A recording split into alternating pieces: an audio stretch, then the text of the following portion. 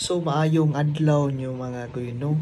So karon magstorya ta unsaon pagkalingkawas nimo sa kalisod o usa na sad unsaon yung pagtabang sa imong pamilya para madala nimo sa unsa ka karon, unsa imong pagpaningkamot, madala nimo sila.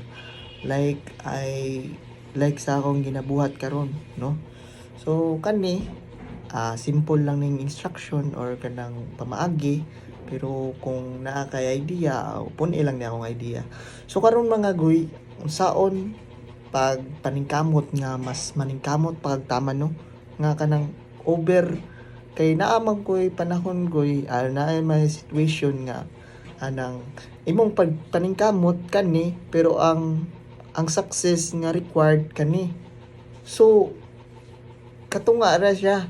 So kinahanglan kung ganahan ka ma-successful like nga ni imong tuduhan. So kulang imong pagpaningkamot mong dili ka kabot sa success nga imong gimin, no?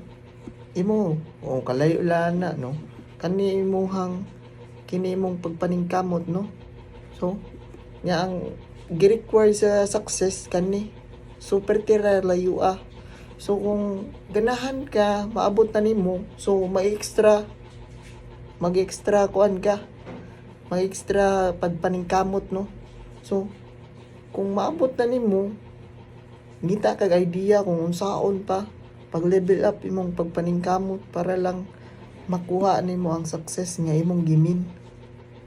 So dili ti ka matagan og kining unsaon nimo pagplano imong idea sa pagpaningkamot, pero kung unsay resources sa inyo like gamita imong resources like imong skills, naman ko'y panahon good nga kanang uban musunod na lang sa kung unsay passion. Dili man gud sa ingon nga ang passion may maka-develop sa imong skills good goy kay like me, no? Dili na ko passion na ang magbuhi o kanang mga unsa nga animals, unsa through learning sa radyod mga buat-buat mga butang, no?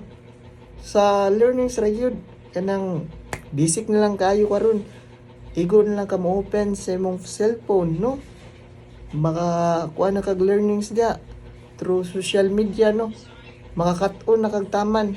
So grabe kayo ang social media ron, kung ganahan lang ka makakuha og learnings or makakat-on na sa social media tanan. So whenever bisag wa kay kinang skills, no? Bisag wa kay skills, kung kaya nimo maminaw, tanaw, kaya na nimo makatunan. Mao na kung ginaingon sa inyo agoy nga paningkamot mo samtang bata pa mo, kay at the age of 30 maglisod na mo o like maglisod na mo og kining apas sa success nga inyong gimin, kay ngano inherit man nyo nga ay sunod na lang napay ugma una-una nga walay ugma mga goy nga karon sunod adlaw di na kamata mo ni una-una, samtang karon nakamata pa ka, mo na dakong blessing sa Ginoo nimo. Mo nang paningkamot ka kay ang success na adre ay mong pagpaningkamot kulang. So kung ganahan ka i-level up mas extra, napaka extra nga paningkamot para moabot diri. Ug maura na ko tugloyog, dakang salamat mga goyog. May adlaw nyo.